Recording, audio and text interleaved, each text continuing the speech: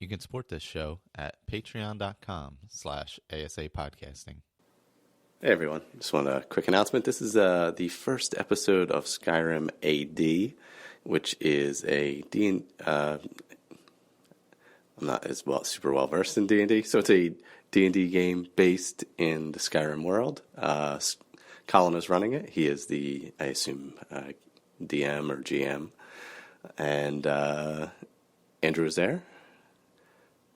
Ray, Patrick, and I think in the future Victor's joining, but not currently in this episode. So let us know what you think. Maybe moving to its own feed once we get a bunch of episodes together. But for right now, I'm going to post it here for everybody to hear. And since it's based in the Skyrim world, and hope you enjoy it. So take care. Have a listen. And if you have any feedback on it, send it to skyrimadpodcast@gmail.com. All right, later.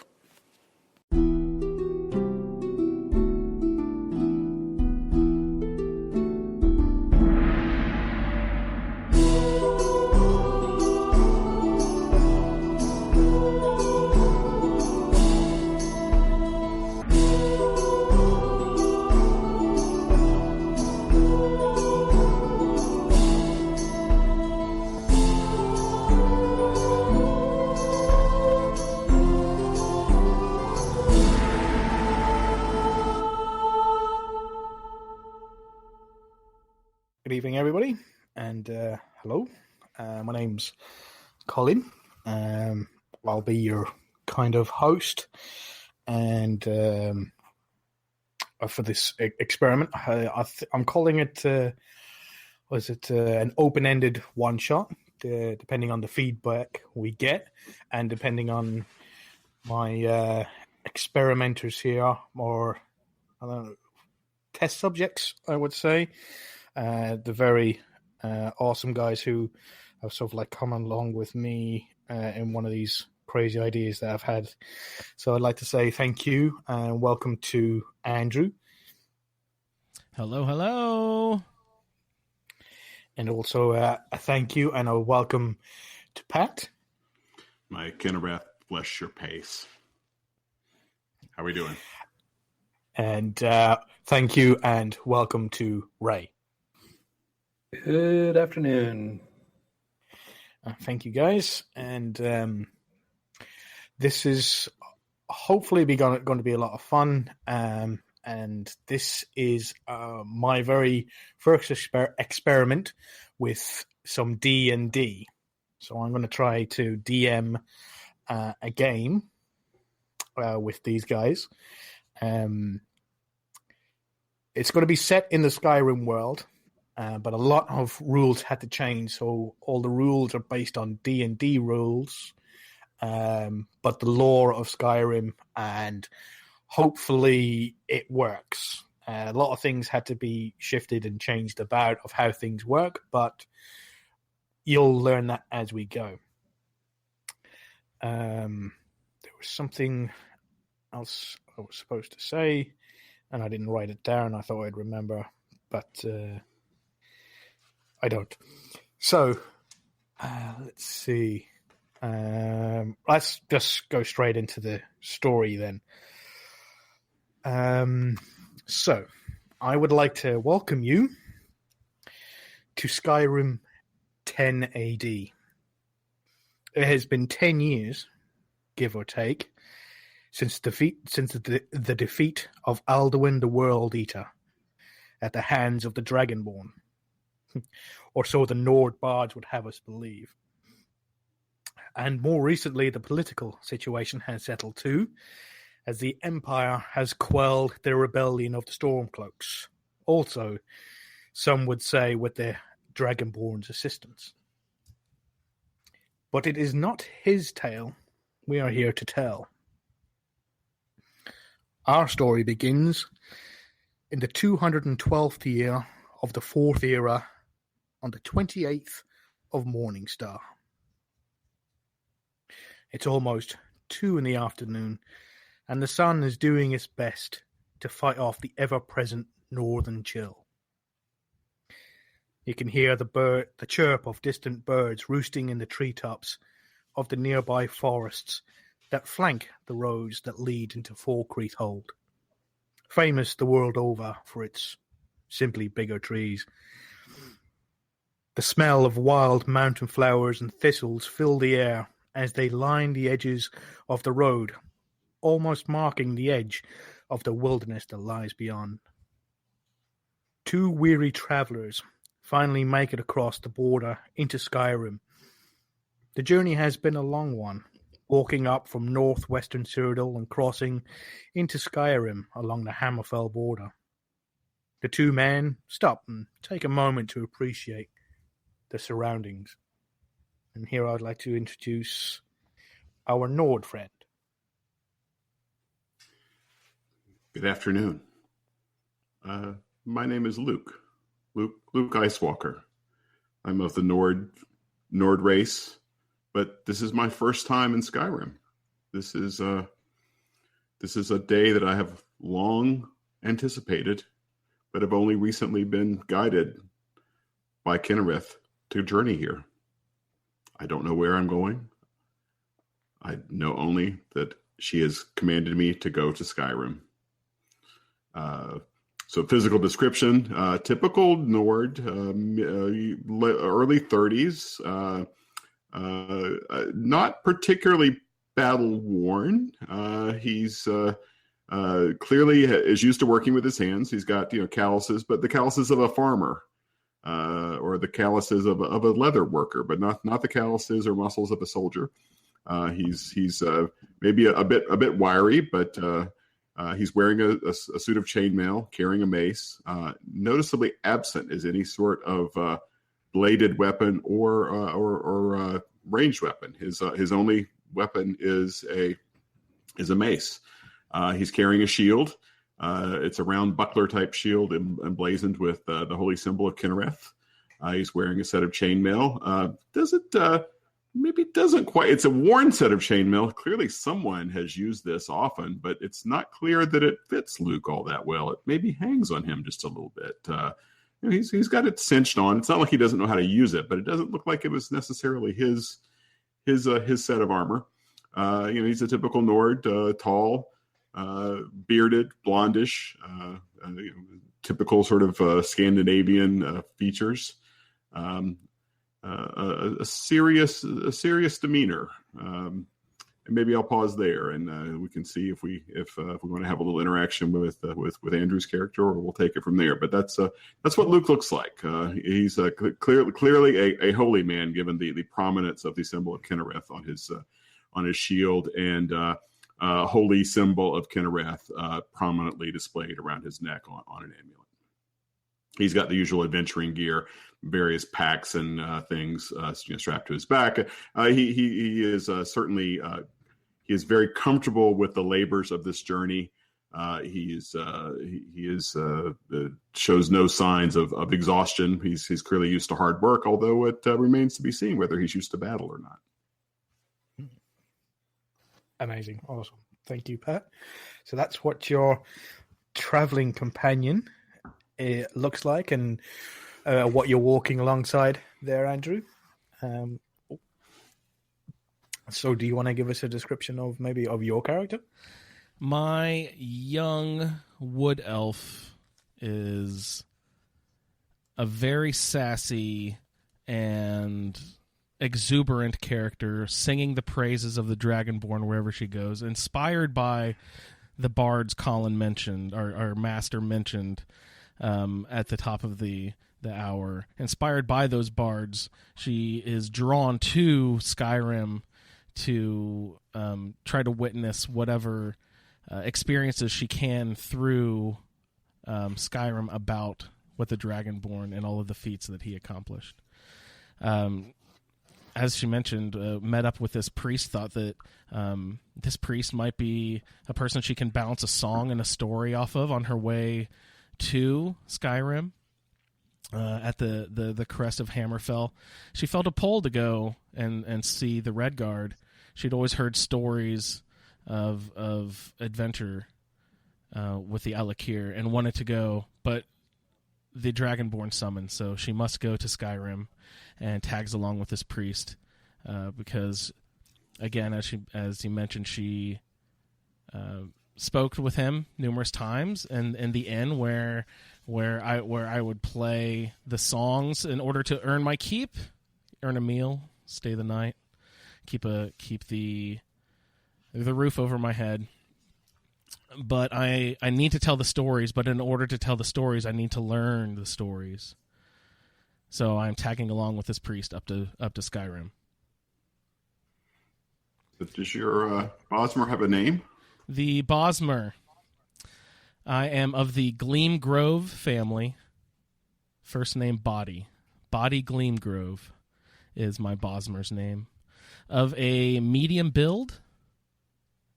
I'm not quite exactly sure what the speed means, but 30 feet, I'd assume fairly quick. Normal human speed. Normal human speed. Armor. Humanoid speed.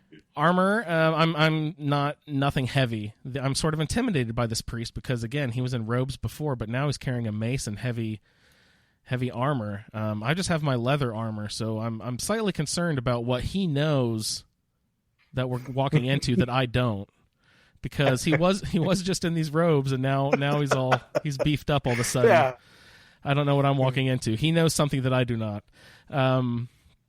But one of my main theories, or one of my main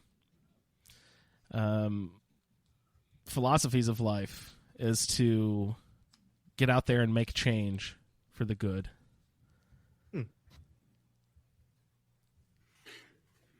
So, anything to talk to each other about as you're making the walk up? Well, I have my hand on my, how is this pronounced? I'm sorry, rapier? Rapier, yes. Rapier. I have my hand on my rapier.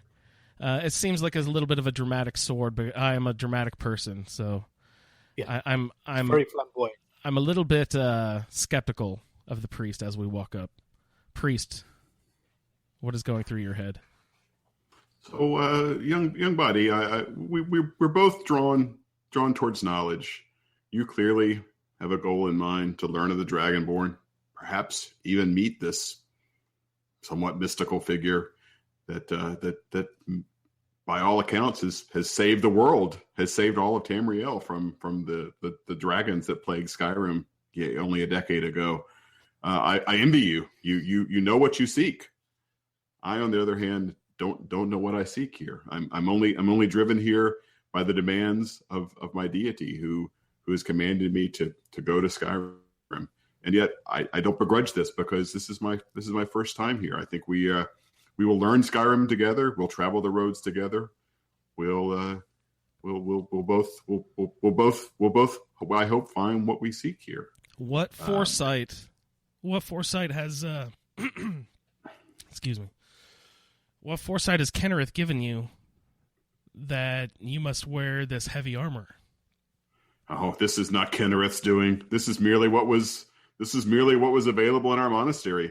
One of the other clerics there, who was an older adventurer, had these things in a chest. They were obviously well used, well worn, but also well cared for.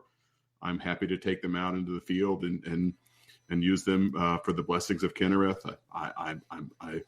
I'm no soldier. I'm no soldier myself. I hope that I will equip myself well enough and defend you and defend myself against any foes that we may meet or any obstacles that may be thrown against us. But I'm no martial cleric. I have very little skill with these things. Well, mighty Nord, might I please pay you with the gift of song in order to protect me? You are obviously from these lands of Skyrim, being of Nord descent, and know of these lands, and I do not. So may I give you the gift of song in return for your defense of my Hinter side? Of course, but you give me too much credit. Of the lands of Skyrim, I know only what my parents told me. My parents. I was born in Cyrodiil, despite my parents both being Nords. They took themselves. Perhaps they never spoke of why. Perhaps it was the early rumblings of the Stormcloak Rebellion, being loyal to the Empire. They may have seen omens that caused them to leave Skyrim and head into Cyrodiil. They were happy farmers until, well, I don't want to speak of it, but until events of my life took me away from them and took me down the path to which I currently lead. So like you, this is my first time in Skyrim, the first time seeing these mighty trees of Falkreath, these wildlife that we've been eating these past few days as we've crossed the border. I've never seen such magnificent elk and deer. I hope that no Lord begrudges us the use of his wildlife for our sustenance as we make our way through Skyrim. But please honor me with a song at any time. And I've heard tales of werewolves as well. We must watch ourselves through these lands. Kinnereth will protect us. I have No, I should not reveal to you my powers yet, but I shall just give you a hint. The animals might be on our side. As will Kinnereth. Awesome. Well, as you two fine gentlemen, and that was amazing, by the way. Thank you for going all of that. You slowly make it down. It's been a few hours, and the two of you are having this conversation, getting to know each other a little bit better, finding out that neither of you have been to Skyrim before. And Pat, you will remember that Vidgear,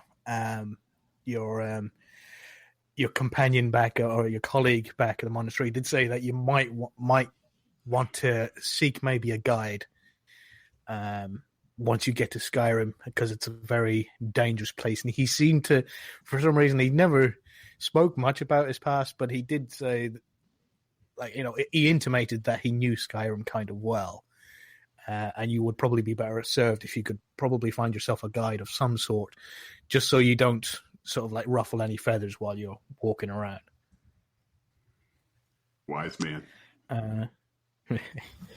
So,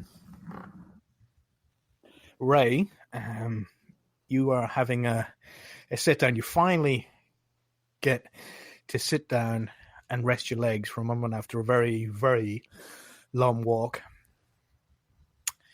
And you're just about to, you just heated up a fire and heating up some fish.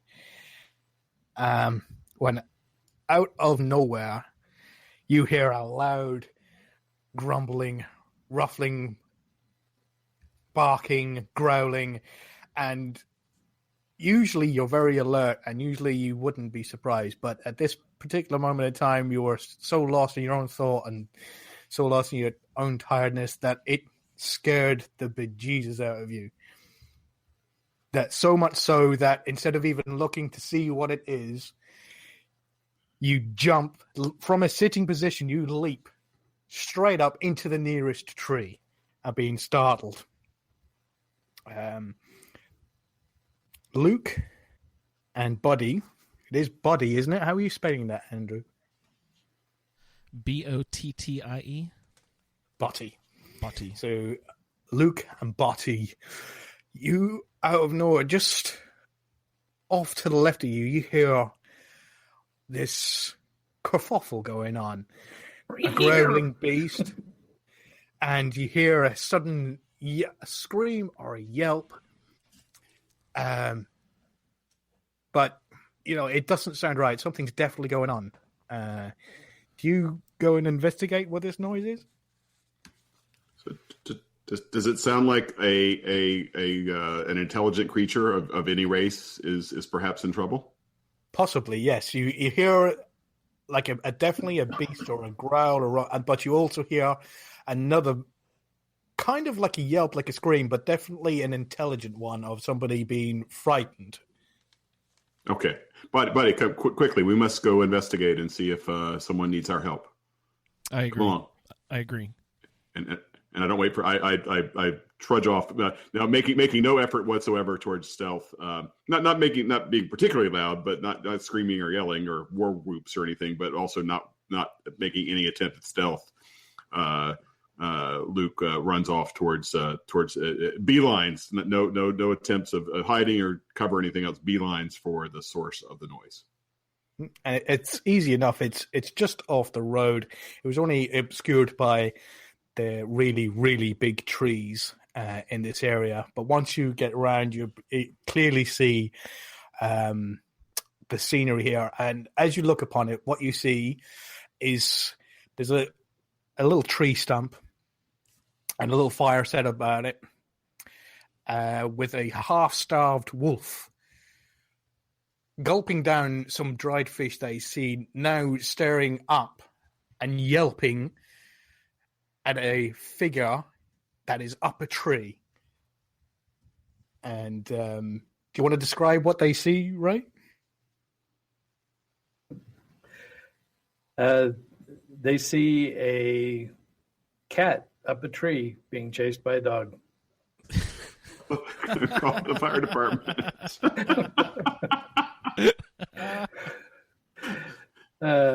Yes, they see a young Khajiit male, clinging to the bark, dressed only in robes, and looking down at the situation and deciding what to do next. Okay. I'd like everybody to roll initiative, please. It's a D20 these days, right? That is a D20. So Right. I have a 15.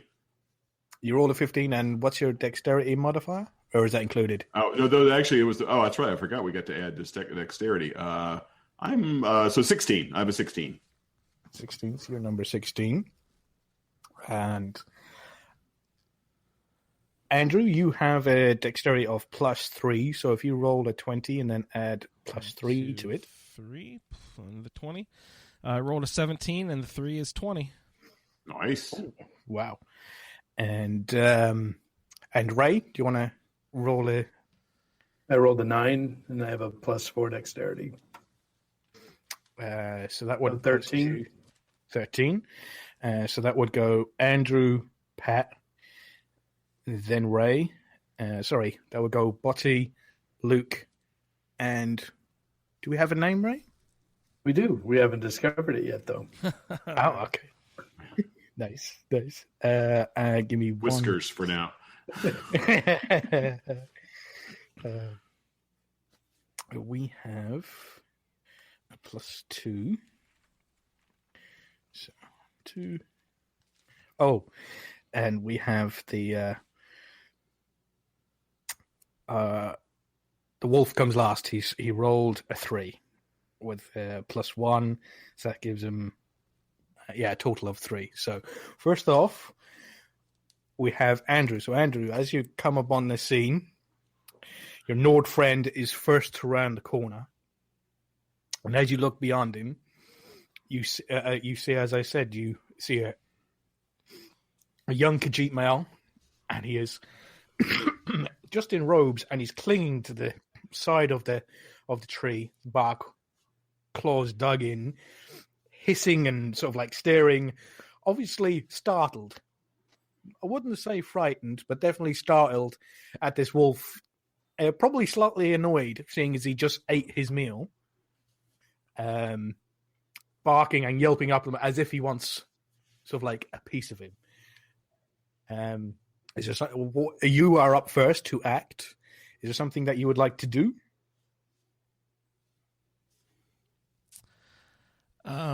If at all possible, I would like to see if there's any way that I could make the wolf calm down so that he is not a danger to either of us on the ground or our young Khajiit friend up in the tree.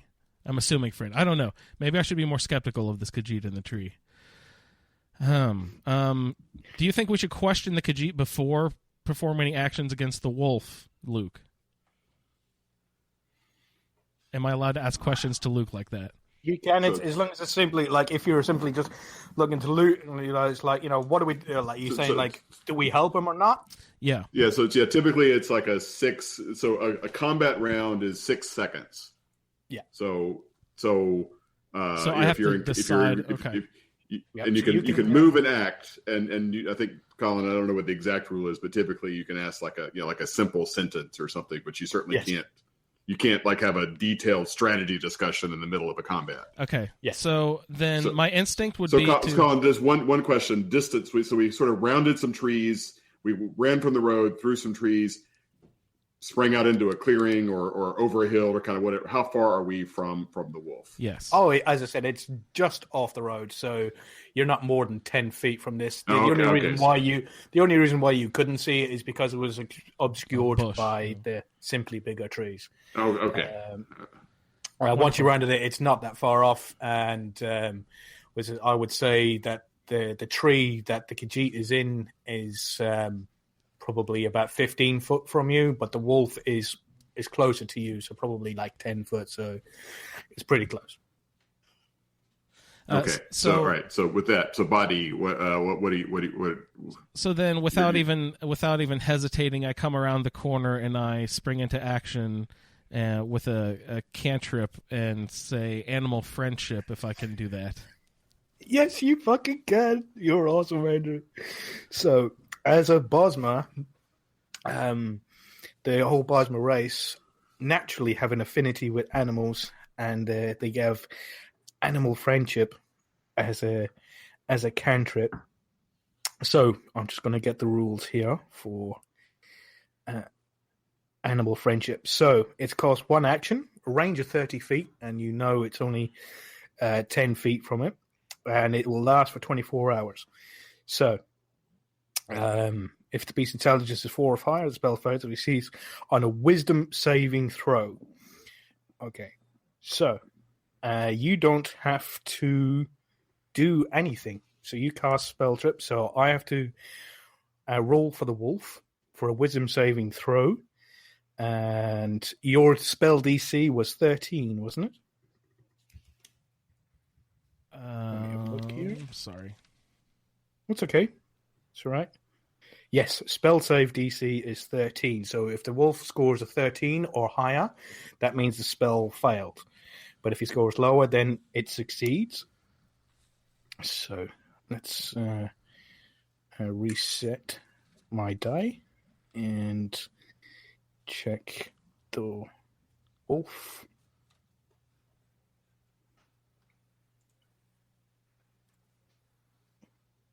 And the wolf has a wisdom of +1. So let's run. Roll a d20. Oh, shit. So he rolled a natural 20. What? That fucking wolf. No. Yeah. So usually, now you know this from back in Valenwood, that there's critters like this all across Valenwood. And you've got, like, you know, every time, once in a while, you run into them, and a wolf doesn't seem that much different. And usually it wouldn't, but this wolf is so hungry that it charged into a camp with a much larger creature than it, with a fire going, and it's still charged into that. Is now trying to attack the creature up in a tree. Luke, you watch as Botty sort of like comes around and leads up, puts his hand out with a little tiny piece of beef jerky, and starts to say a few words, an incantation coming from his mouth, and just the faintest of green light with golden sparks starts to come trading out from his voice as he talks to the wolf, trying to get it to settle down. Oh no! But the wolf just pays him no mind and increases its shouting and its yelping and barking at the Khajiit in the tree. Careful, lass. It may be carrying rock joint. Oh, keep your distance. So, would you like to move at all, Andrew? Do you want to move closer or further away, circle around, anything like that? I would like to move closer to the Khajiit, but keeping my distance from the wolf if possible. Yep, so all right. So next we up had Pat, didn't we? All right. So Luke looks to the heavens, puts his hand on his holy symbol, and makes a gesture of towards the wolf, and says, "Kennereth, strike it!" and cast the cantrip Sacred Flame. which is flame-like radiance descends on a creature you can see within range. The target must succeed on a dexterity saving throw or take D8 radiant damage. No benefit from cover from the saving throw. Okay. The wolf makes a dex saving throw. Yeah. So he has a +2. 2. I roll a D20. Oh, and that's a fail. He's got a 9 total. All right. He takes, if you want me to roll, he takes 5 radiant damage. 5 radiant damage. So let me check my wolf, see how he's doing.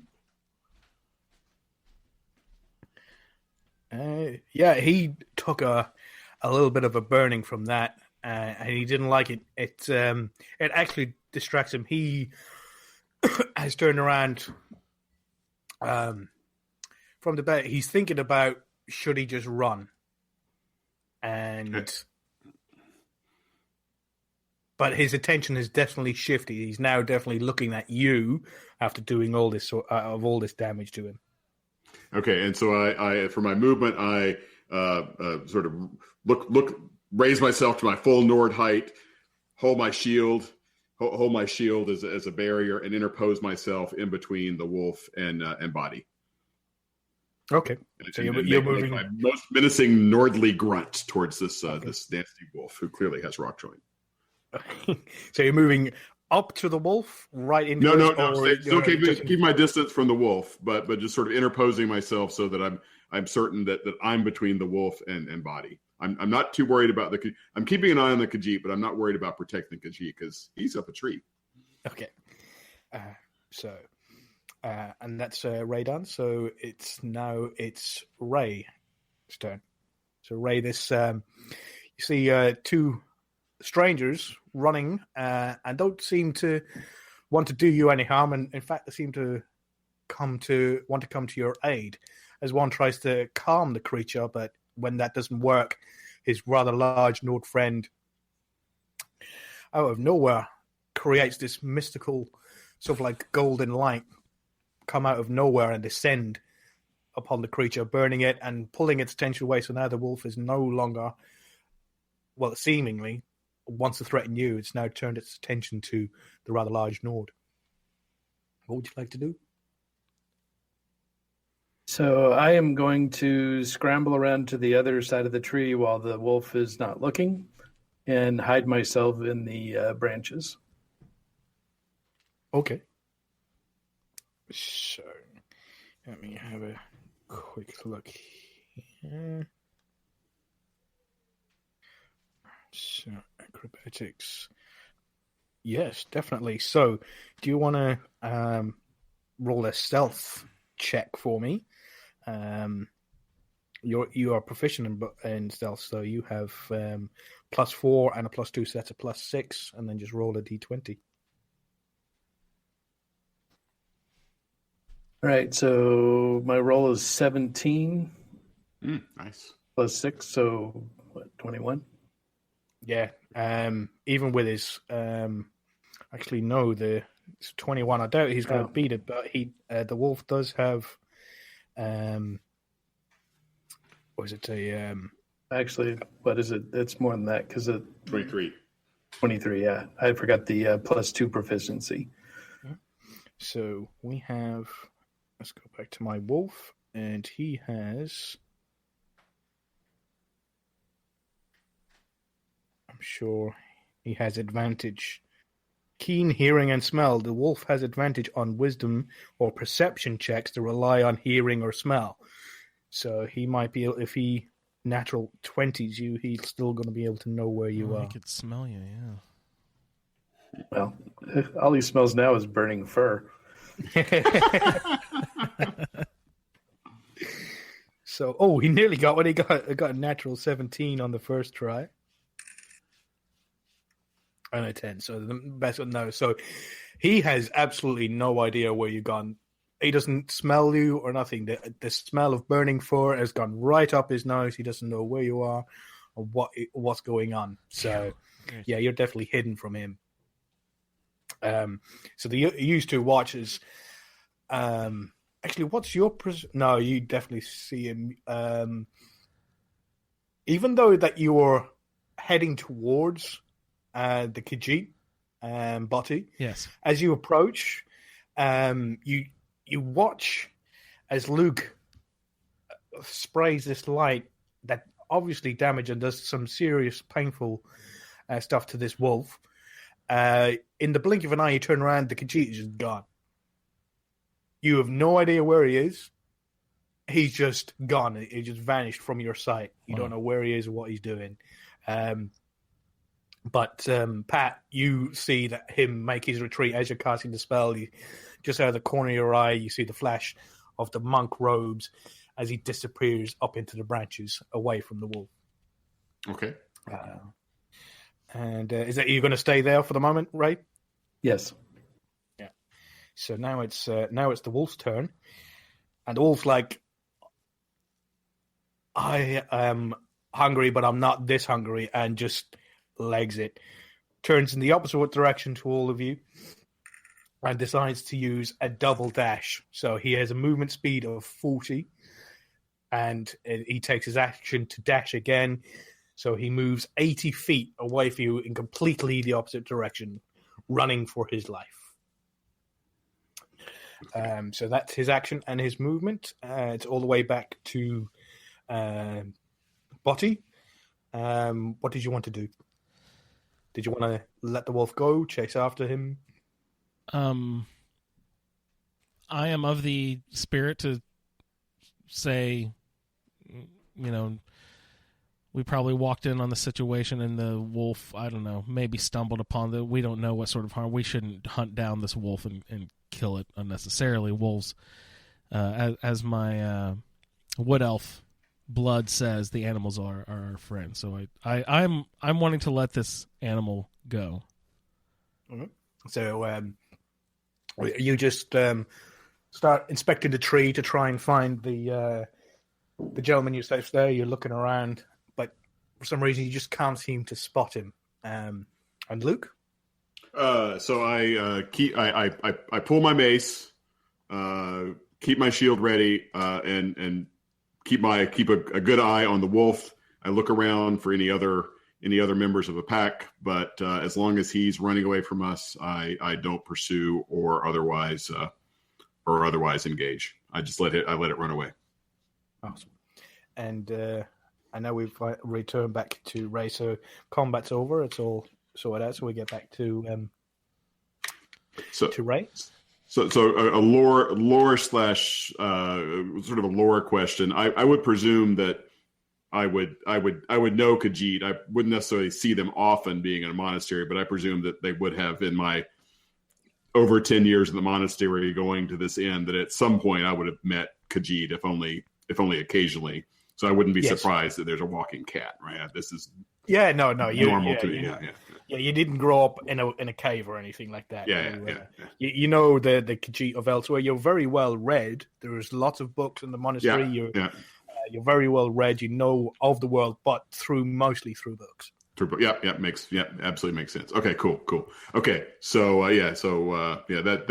that once I've satisfied myself that the wolf is running away and he doesn't have any other members of the pack with him, I turn my attention to the tree and see if I can spot friend Khajiit hiding up in the branches. Okay. So then Ray. So what do you do next?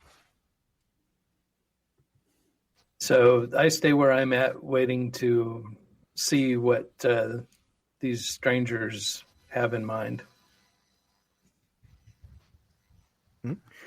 So do you guys, Pat, that he's still in the tree. You saw him. Luke. You know that he's still in the tree. You saw with your passive perception, you can definitely see where he is. So, he's up there. Friend Khajiit, are you injured? Hello, I see you. Hello. Luke, perhaps I can take my flute and play a soothing song to maybe coax him down? Is that a possible action? You can. There's no particular spell or anything like that, but you can just say, "Look, hey, do you mind?" You could say, I'm just going to play a small tune. Do you mind if we use your campfire? So, yes, maybe. I'll I'll sit down. It appears okay. So, friend Khajiit, we'll stay here for a bit to make sure that you're not injured and that you're not troubled by the return of the wolf. The smell of your lunch is still in the air. Wouldn't want him to come back thinking that you've made another meal for him. So we'll pause here for a bit. Come down when you're ready. Our friend Body may honor us with a song. The sound of my flute will not only entertain, but it's known to keep wolves away. Okay, well, seeing that both of these travelers have put away their weapons and have adopted a docile stance, I climb down out of the tree. Thank you, friends, for the assistance you gave me there. I must say I was caught quite by surprise, and my first reaction was to leap into the tree. My name is Jacques Wai Chang, and if you're looking to do some trading, unfortunately, I am not the Khajiit you're looking for.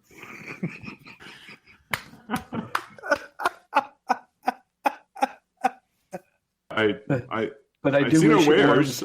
I see no I see no caravan. So perhaps that makes sense. Jacques, it's a pleasure to make your acquaintance. I'm Luke. Were you injured in your scramble up the tree and you're capering away from the wolf? Are you okay? Yeah, no harm at all. Climbing trees is quite easy for me. Blessed be Kinnereth. That's good to know. So you're certainly welcome to sit and use my fire. I do have a little bit more to eat that the wolf didn't get out of my backpack. At this point, all three of you get the beautiful smell of roasted meats wafting through the airs. You look over to just behind you, Ray, and all of you. You can actually, there's a large formation of rocks along the side of the road that are just blocking off your security. But just beyond these rocks, you get the real strong smell of roasted meats with rosemary on it. That's just scintillating. What would you like to do? It's just a little further down the road, behind the rock, so you can still travel along the road, and the smells of this roasted meat is coming from that direction. Might we suggest the Khajiit use some of his stealth skill to take a peek without getting noticed, to assess the danger of the situation? Are you asking me? Or are you asking Kwai Jiang? Kwai Jiang, would you be willing to inspect to see what the source of this good smelling meat is coming from? That sounds like a. Are we looking for trouble there? Appropriate action. What do you think, priest? I'll stay here and not make much noise. I'm not built for stealth. I'll it's sing out if you need our help. It's easy enough with your stealth roll. Actually, no, you've come out of the tree. I'll have to get you to roll again. So if you want to roll again, you've got a +6. So just roll a d20 and add 6 to it. Okay, so I rolled a 14. So 20. 20. Yeah. So without it, without these, you guys turn around and go. Sets off around the corner along these rocks that are along the edge of the road. But somehow, even in his robes that are not the same color as the rock, he seems to blend in with them as he heads off. And he ventures off, and you both lose sight of him pretty quickly. So are you two remaining by the fire, or are you sort of like, obviously, Pat, Luke, you said you're staying by the fire. Botty, what about yourself? Are you staying by the fire, or are you going sort of like following along with him? I would like to remain halfway in between to see if I can assess the situation, but yet stay a safe distance in case it goes poorly for the Khajiit. Okay, so you want to stay within earshot. Yes. Okay.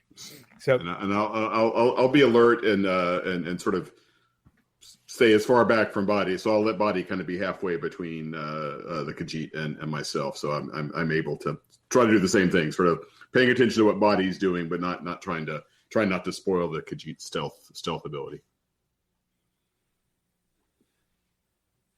perfect. So, is it Quachang? Quaching? Yeah. Cool. So G. it's Kwai Chang. Kwai Chang. Sorry. So, Kwai Chang, you hug the rocks as you venture around from the tree along the road. Your Khajiit senses and your Khajiit eyes can clearly see to the right and to the left all the way down the roads, and you get no strange smells apart from the smell of this glorious roasted meat. And you venture down along the side of the road, hugging the side of this tree, and you peek around the corner, and there, it's just shy of the top of the rocks because it's only a single-story building. But just around the corner from where you set up your camp to cook your dried fish, is an inn with a sign and a fireplace, a nice thatched roof, and a sign that reads Ale Pies Inn emblazoned on the front of it. What would you like to do? Well, I could have dried fish or an ale pie. Dried fish, ale pie. I'd holler back to the guys, hey, come on, let's go to the inn. So, from nothingness, you hear a Khajiit voice scream out to you, going, "Let's go to the inn, of which you have no knowledge of." What are you guys gonna do? Do you trust him, Luke? Let's see. I will. I will proceed to the point. Body will proceed to the point where we can actually see the end, but still saying cautiously in the distance in case there's bandits behind the door or something. Okay, and I'll make sure the campfire is out properly. Now, is Kwai Chang's does he have camp good, or is it just a fire, or is his It was just a fire. He had his little backpack, but once he came out of the tree and sort of like introduced himself, he just okay. All right, so I'll make sure the fire is out. Scuff some dirt, make sure it's all the embers are cold, and covered with dirt, and so there's no chance of a wildfire. And I'll put away my shield and mace and join Body on the trek towards the inn. So you make your way along the road and around the rock, and it's just as Kwai Chang said. It's not that much different from any other inn you've seen. It's a single story with a thatched roof and wooden walls. Although everything seems very new. In fact, that's exactly what it is. This is a new inn. So what? Looking at it from the front, What's the name again? It's a pop-up inn. Ale Pies Inn. Ale Pies Inn. Okay, thanks. So it looks very new. Looking at it from the front, it has 5 steps leading up to a single central door. On either side of the door are 2 sets of windows to the left and 2 sets of windows to the right. In between the set of windows on the right-hand side is a small wooden notice board with only one piece of parchment nailed to it. There are two other nails there, but they only have tiny little stubs attached to them. The rest of the parchment has been torn from them. So what do you guys do? I march right up the inn and read the notice. Okay, do you guys follow with him? I will also follow him up to the inn. So you walk up the 5 steps. It's still got that smell of timber. It's so new. But you walk up and then you read the notice, and on the notice it says, "Something not right going on in that old ears cairn. If you can sort it out, the Jarl's paying gold for your help." That's it. That's all the note says. What's the name of the place? Alpies Inn. No. The place, the cairn. Cairn. Old ears? Yeah. Old Ears Cairn. Spelled apostrophe ALLDIERS KERN.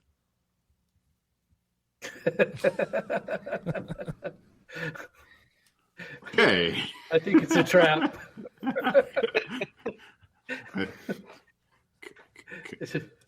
The dogs must have written it. So Really, the blessings of Kinnereth's learning need to be shared with the author of this note.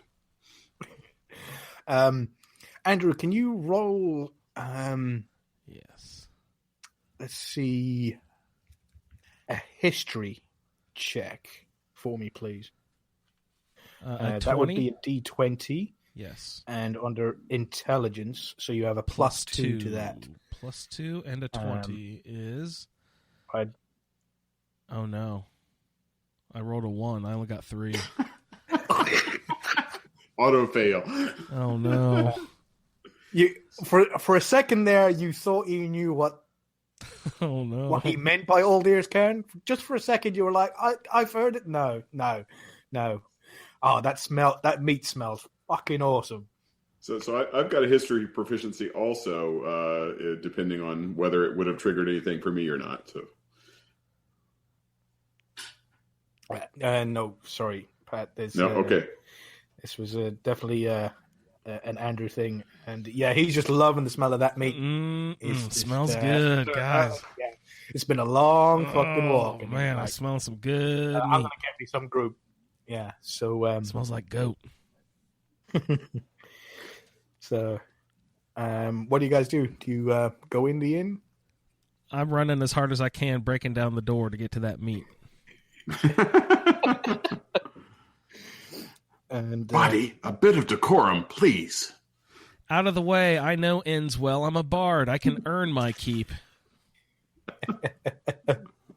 so Meat. upon entering, you immediately, especially you, Botty and Kwai Chang, you immediately feel the warmth. For you, Luke, it's actually a little bit too warm. You feel the warmth given off by the hearth that's against the far right wall. Its stony chimney adorned with a weapon rack, displaying a simple iron sword. Around the crackling fire are a number of small tables and stools, an inviting sight for cold and weary adventurers. To the left is one long candlelit dining table with numerous sturdy chairs on either side. And just beyond this table is a set of stairs leading down with a sign above them that just says the word rooms written in common. Immediately opposite the door that you just entered is a very large bar, darker in color than the other furnishings and lined with various breads and cheeses. Behind it, one can spy the clay oven giving off a faint red glow and the obvious source of the smell of roasted meats and freshly baked bread. Mixing that with the smell of freshly cut timber and walls the furniture still give off. It's really inviting smells and atmosphere. Standing behind the bar is one of the inn's 2 inhabitants.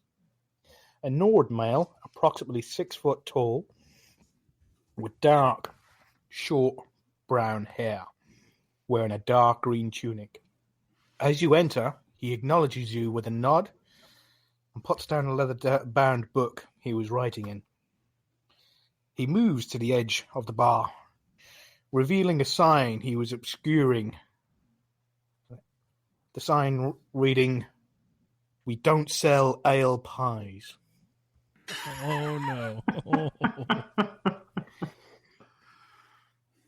The other person is sitting at the large dining table on the chair nearest the bar, and is currently face down on the table with numerous empty mead bottles around him. He's wearing a pretty old hide armor and has a steel war axe strapped to his side.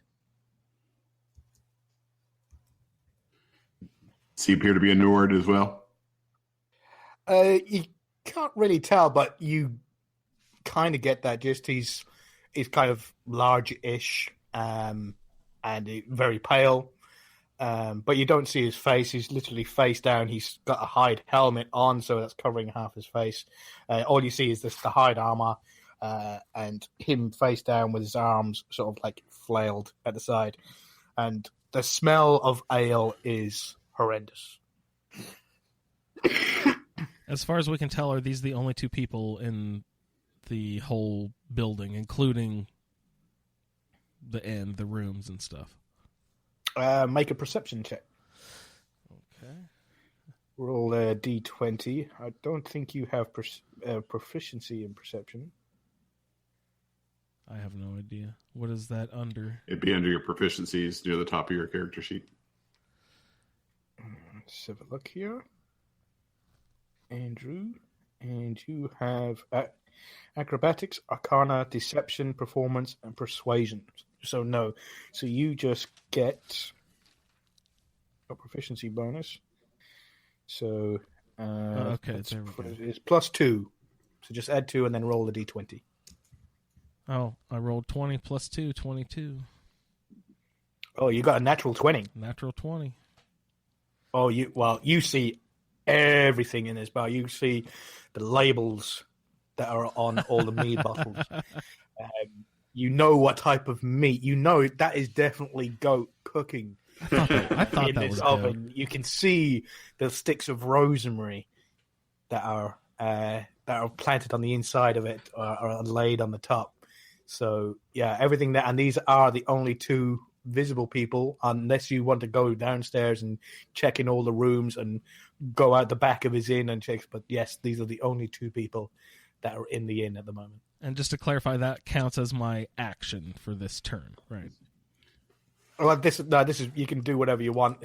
Only actions are pertaining to when you're in combat.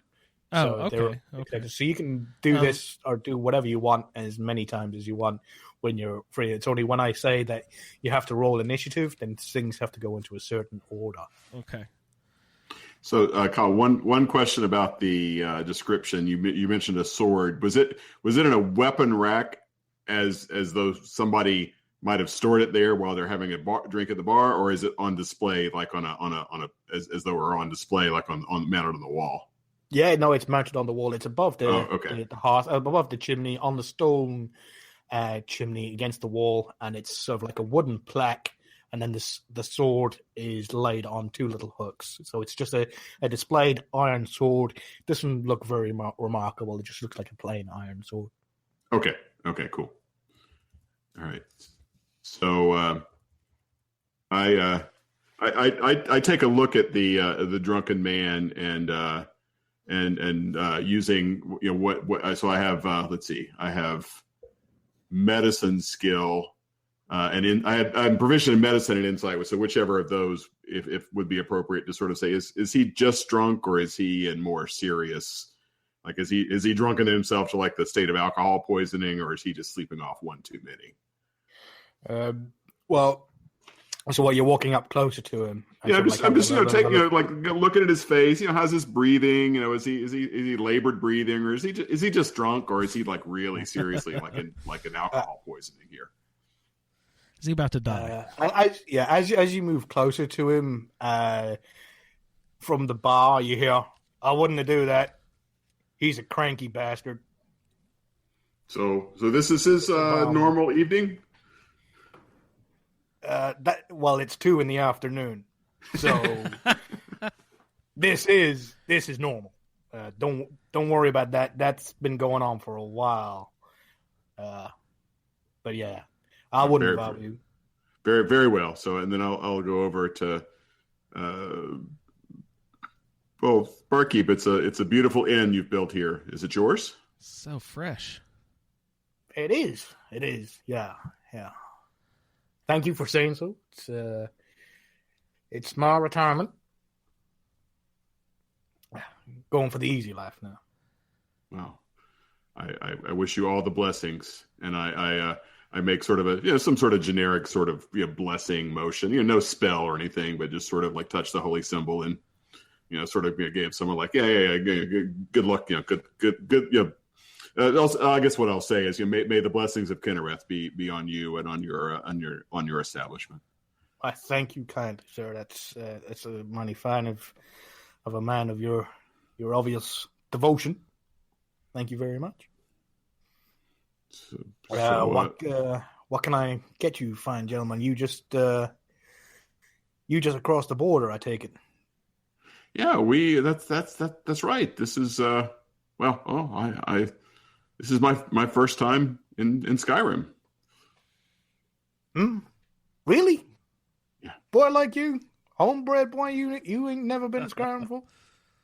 No, it's a tale. My family took refuge from the earlier troubles in Cyrodiil, and I find myself called to return to Skyrim with my friend, and I sort of nod to or gesture towards Body and our new acquaintance here, friend Khajiit, and I nod to point over to Kwai, and we actually just had a bit of a scary encounter with a wolf. Have you had problems with wolves around here?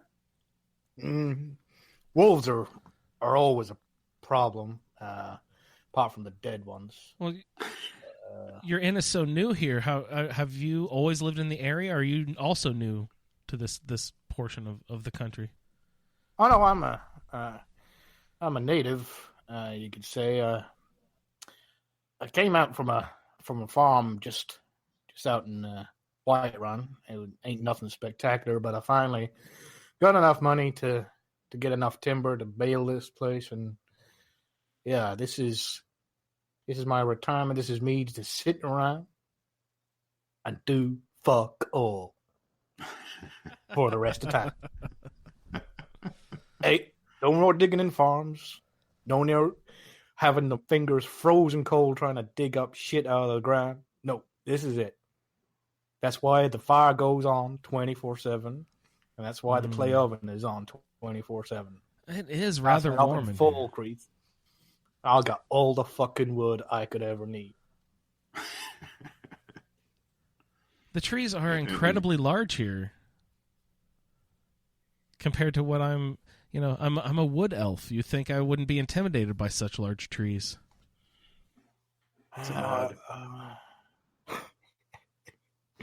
Yeah, Victor's gonna love that joke.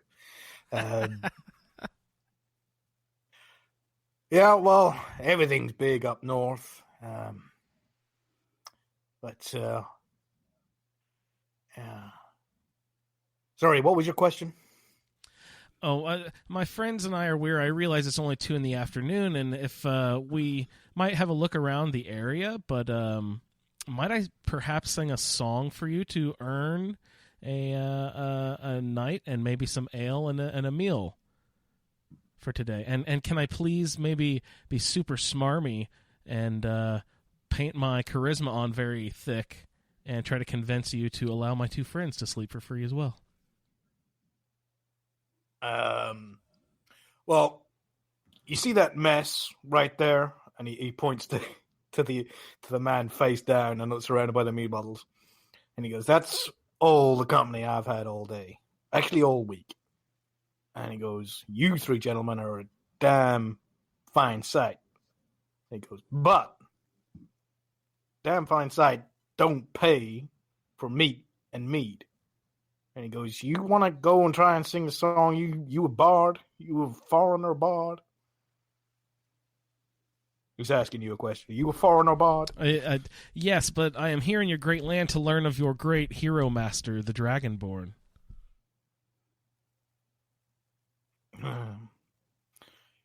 Yeah, he's great and all. But I'm asking, so you, as a bard, you perform, right? Yes, sir. Trying to earn my room for me and my friends. All right. Well, let's see what you can do. But shit, this mess here is all I had all week. And he goes, "I need coins. So your two friends here, I'm sorry, unless you can jump in there with him and dance the whatever with him, it ain't happening. So you two fellas gotta cough up some gold." But so Colin, just mechanically, how are you gonna track gold? Or are we just gonna assume that we've got sort of some reasonable amount of currency to? I know it was in your pack. The currency is going to be different from Skyrim. It's going to be following the D&D rules of Skyrim. So literally, you could there's now copper and silver. Oh, okay, yeah, I see. Yeah, I've got gold. gold pieces. Yeah. And you've got I think a couple of you have got 10 gold each. I think, Pat, because you're in the clergy, you've got more money than everybody else. So yeah. No, I do see you it. got 50. So actually, and barkeep, this is very rude of me. My name is Luke. Are you Ale Pie, or is there another story to the name? It's pronounced Albie, but yes, I am. Thank you for making that observation. You wouldn't believe the idiots I get in here. So talking about while my friend pies. performs, might I see your bill of fare? I'll look to see what I can afford here. Well, what we got is pretty much what they got in everything. You can have roasted meat and bread and cheese. You can either have beef or lamb or goat. I would recommend the goat because that's what's cooking right now. So yeah, please do me the favor of laying out your goat and your bread, goat, and cheese platter and a bottle of your Nord mead, and my friend will my friend will honor us with a song as she is wont to do. So are you staying the night as well, or are you just getting the food? Let's start with some food, and we'll decide whether we stay the night. We're just recently here, and I think, frankly, things are a bit up in the air for us. I'll set you back 2 silver. And you furry guy, are you one and the same? Yes, I'll have the same. Awesome. So that's 2 silver from each of you. And Andrew, you want to do a performance check. And I actually, what I wanted to try to do is use my cantrip friends to cast that on myself for charisma check to try to convince you to allow them to stay for free. Okay. Is actions like that possible? I'd say I'm still trying to learn what sort of actions. Yeah, no, I do. But you would. I'm going to tell you this as the DM, so you would already know this information. So you can cast. Was it Friends, which is an enchantment cantrip? Yes. So you can cast it. It's free and it's concentration. It lasts for up to a minute.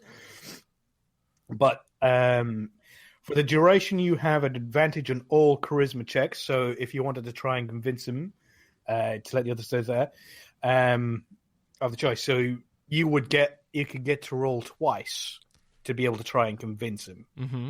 And you would take the better of the 2. So if you rolled a 10 and then a 15, then you take the 15, and then that would be against whether he would let you do it or not. Okay. But after that, it says, when the spell ends, Yes. the creature realizes that you used magic to influence its mood and becomes hostile towards you. Yes. A creature prone to violence might attack you. Another creature might seek retribution in other ways. So that means that the barkeep might come After us. a minute is up, when it ends, he will know that you used magic to influence his decision. And if bent in that direction, he will seek retribution against us. No matter Me. whether it works or whether it doesn't, he will know afterwards that you were trying to use magic on him. Okay. And if he doesn't, depending on his demeanor of who he is, what he would do to try and get back at you, whether he would attack you or whether he would seek retribution in other ways. And So you would already know this. So this is just like me letting you know. So now that you know all of, then it's your decision about whether you want to do it or whether you don't. And am I allowed to confer with the other people and say, hey, would you like me to try to do this? That we're risking him peeing in our soup. So yeah, are you going to do it in front of LP? Huh. Interesting. I probably shouldn't. There's Pat- no need to intercede on my behalf, friend. Okay. Well, let's just enjoy some meals, and I will sit back and play everyone a nice song. We can relax and recover from the wolf trauma. Okay, so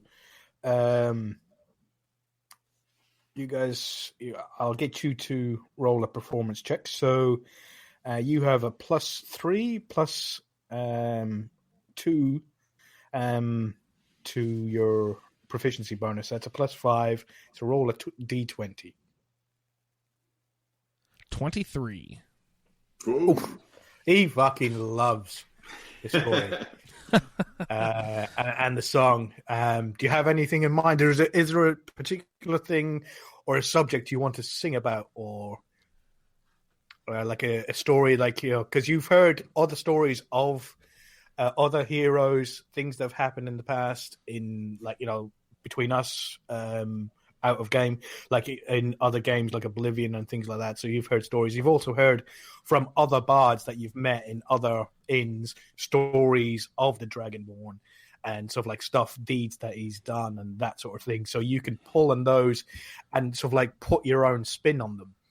So is there a particular story that you wanted to sort of like pull and sing about, or you just want to say, I just passed the check and just sung any old song? Maybe I would start by playing a song that was the tale of how the Dragonborn brought the Bard's College back to prominence. Oh, so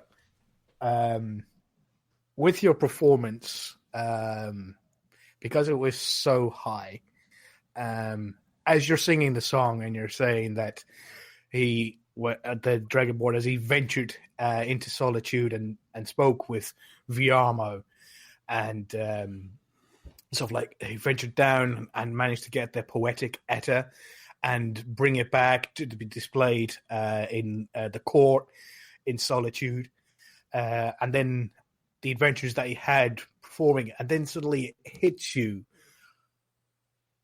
of Riorn's drum. Riorn's drum was found in Haldir's Cairn. That's where you knew Haldir's Cairn from. And that makes your performance all the greater as you start dancing and singing.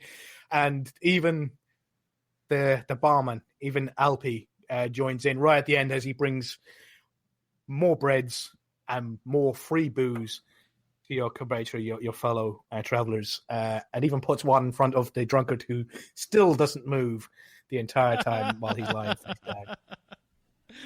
You do hear a groan or two coming out of him, but other than that, he doesn't move. Who can resist a tale of curing Tinkerkeep? Oh, wonderful tales. So that was a delightful tune, buddy. Brilliant. You've made the connection to the notice board. This is Kinnereth's blessings must have been on you to choose that song in this place with that notice on. What a fine acquaintance. We are so lucky to have met each other. And it's really just sort of like the body. This is like the happiest you've seen Luke in like weeks. Just like a long. There's like this sort of connection of knowledge is really sort of put a light in his eyes, and it's the biggest you've seen him smile in weeks. I will also say that Botty, that you have to go here now. After reading that notice, to decide to sing that song and knowing that this is the place where the Dragonborn has been to. He was inside this very cavern, this very cairn. And this is where Bjorn's drum was found and brought back to the Bard's College. It's fate. You just have to go there. I am drawn to the drum. I ask the keeper, have you heard of this drum? Bjorn? Yeah. Everybody's heard Bjorn's drum. Everybody's heard the tale of Old Ear's Cairn. It's just down the road there, for fuck's sake. Old Ear's Cairn. You could spit and probably hit it from here. Priest, I'm drawn to this place. Priest, we must go. Shall we? Let's stay the night in this fine inn and set out at first light tomorrow. But I'm just drunk enough to do something stupid. Precisely why we're going to wait until the morrow, Body. But I'm inspired. If Body makes any move to stand up or to walk towards the door, I'll use my full Nordic strength of 19 on her shoulder and encourage her to come back to the bar and have another bottle of mead. Cat, do you have my back? You have proven to be interesting companions and could help me in my journey in Skyrim trying to find my brother. So I will stay with you. All right. I swear. We will go find your brother right after we check out this Haldir's Cairn thing. I swear. So friend Quai, you seem to have a sad tale. Perhaps as we dine, you should share your story with us. Perhaps I don't know why Kinnereth has sent me to Skyrim. It could be to help friend Body. It could be to help you. It could be to help this finance. I don't know. I seek knowledge. Please let us. What's your chore? What is your task here? So my brother, who raised me from a very young boy, had to leave the monastery in order to come to Skyrim and take care of some business. And he assured me that he would be back to see me, but after many, many, many years of no return and of many years of word from him stopping, it is my duty to come to Skyrim and find him. Was your brother with a caravan? No, he was.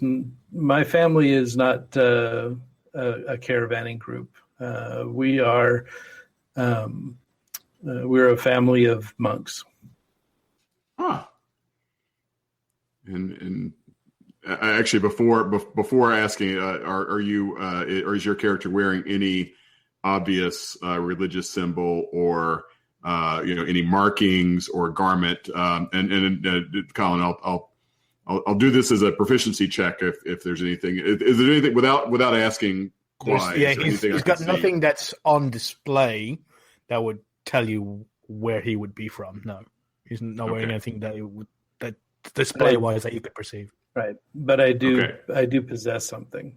Okay, so in that case, if I don't see anything after, when you make that comment about the family of monks, I will you can tell I'm studying you, and after seeing nothing, then I'll just say, well, what god does your family follow the same order? Are you all the same monastic order?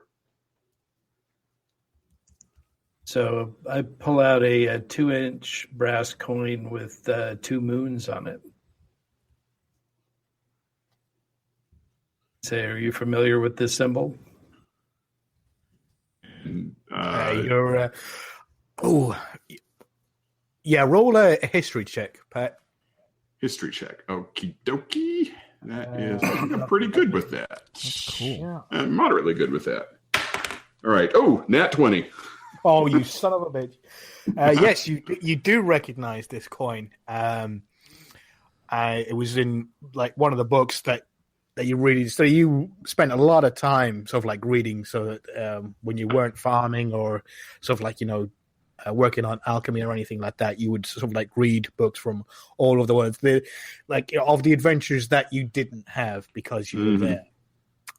And you heard about this order called the Order of the Whispering Fang. And it's a monastic order of Khajiit, solely Khajiit that you know of. It's only a Khajiit that would ever be accepted into the school. And they spend time alone quite a lot. And they would serve a master who would teach them what they needed to know. There were some spiritual parts, but also some...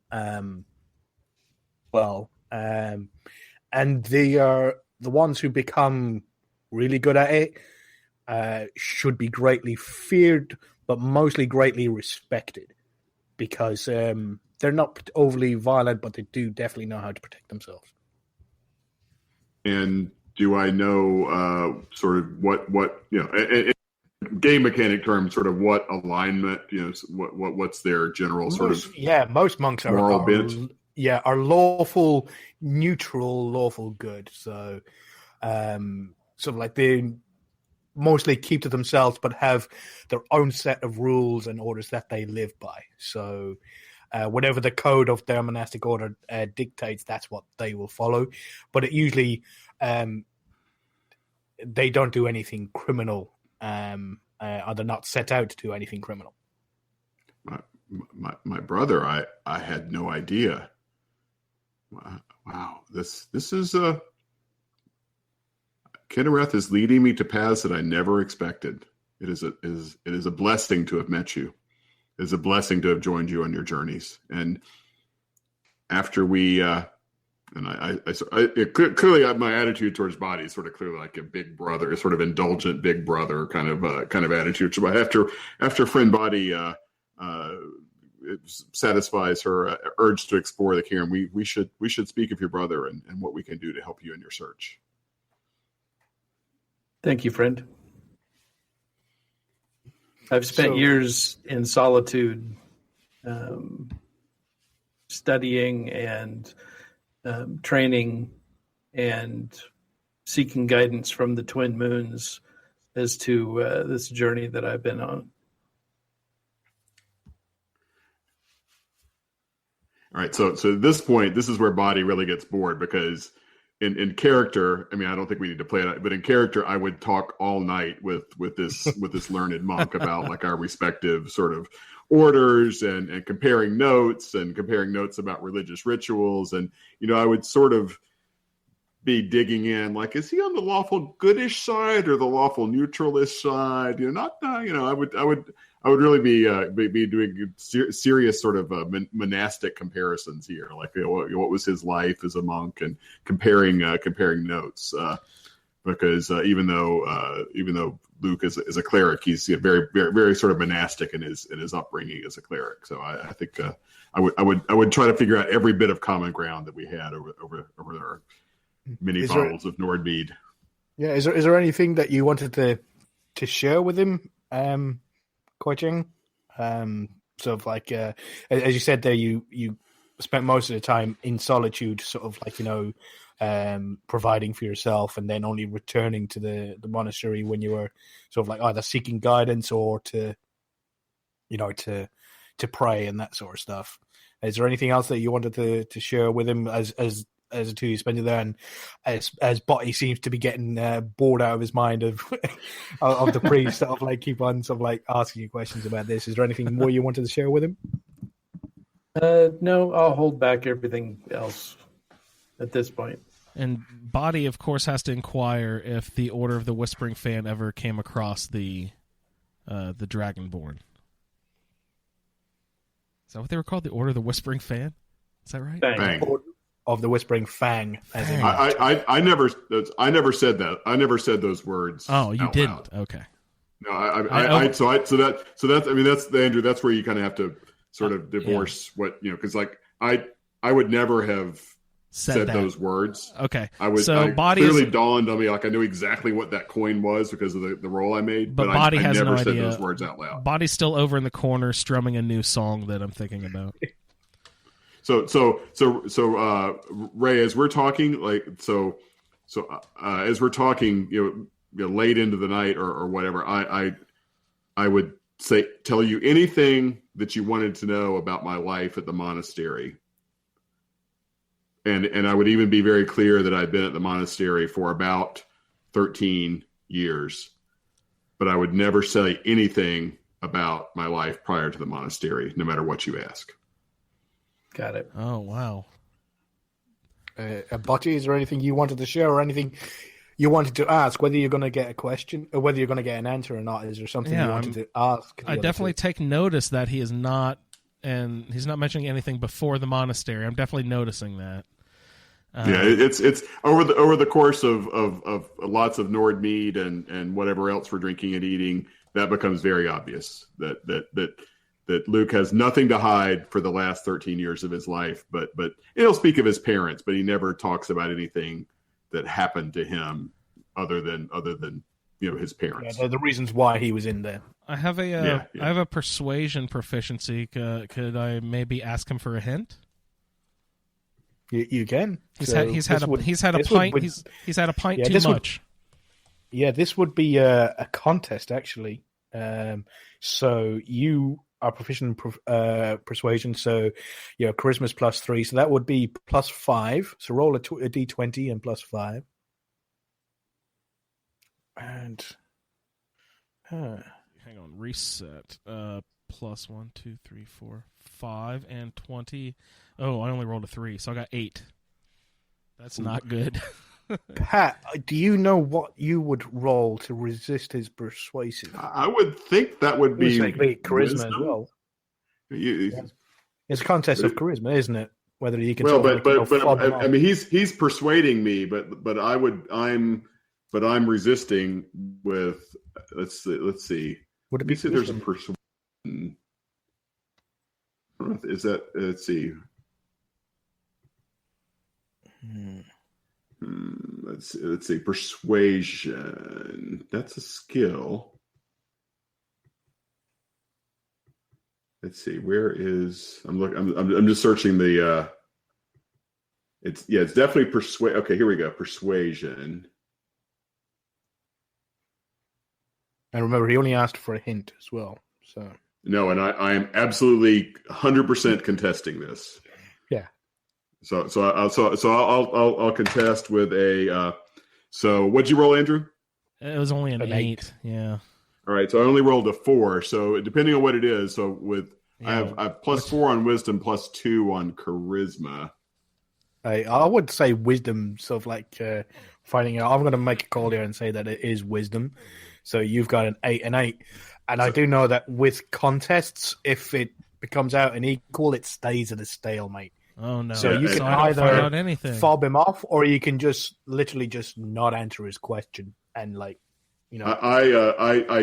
don't answer the question, and I buy him another mead. Buy her another mead, right? You're a female, right? Yes, Andrew? Yes. Yeah, I buy Body another mead. Well, thank you, priest.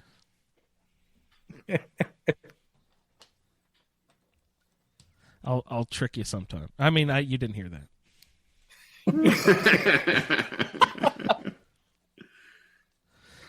Would you guys like to check out Haldir's Cairn in the morning? Should we have a sleep? He said it's only like 2 or 3 in the afternoon. No, I'm assuming it's late into the evening, and we've been that's when we started and drinking the meat and eating the cheese. So is it bring out your finest meats and cheeses, barkeep? So. Should I? I'm going to hit the sack, I guess. Yeah, so you have so all your mead was all paid for, apart from the one that that Luke got for you. to sort of like, to say thanks for your interest, but no thanks. But yeah, your room and board is free. And you two gentlemen, I'm afraid, if you're staying the night as well, it's going to be another 5 silver. So that's mark off 7 silver each. So I think it's 10 silver per 1 piece of gold. So you've got like, if you've got 15 gold, so that's like 14 gold and 2 silver you have left. I'll give Ale Pie just a round gold piece. It's LP, you fucking prick. I'll take my change then. Oh, there goes your tip. I may be a man of the cloth, but I won't be pushed around.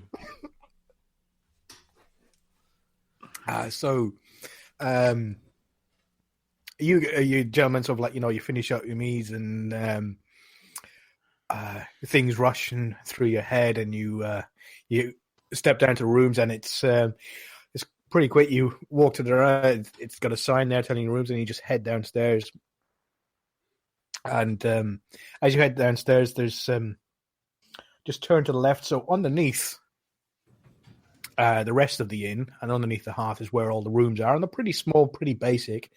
And there's 4 on either side, pretty small, kind of like a cupboard, and it's just simple. You open the door, and there's just a simple cot, like a reasonably comfortable bed, but they're built for Nords. So they, Botty, this is like one of the roomiest rooms you have ever been in. This is like, the swankiest hotel ever. Elf king size. Yeah, and Kwaching, you're usually outside, sort of like, sleeping next to a campfire. So again, this is pretty, pretty nice compared to what you're usually used to. Luke, this is like, well, come on, like, at the monastery you had everything where you had your books to one side, you had your nice big huge comfortable bed that your feet didn't hang off the end of. You're not having a sort of like a nice time, but with the amount of mead you've had, you're going to sleep well enough anyway. And I say I don't forget my prayers to Kinnereth, and then I collapse into the cot. Thank you for downloading this edition of Skyrim 10 AD. Email the show at skyrim10ad@gmail.com. For more information, please visit asapodcasting.com, where you will find a Skyrim Addict podcast, the Fallout feed, and our Amazon link, which benefits the Cystic Fibrosis Foundation. Find our social media in the show notes. Thanks for listening.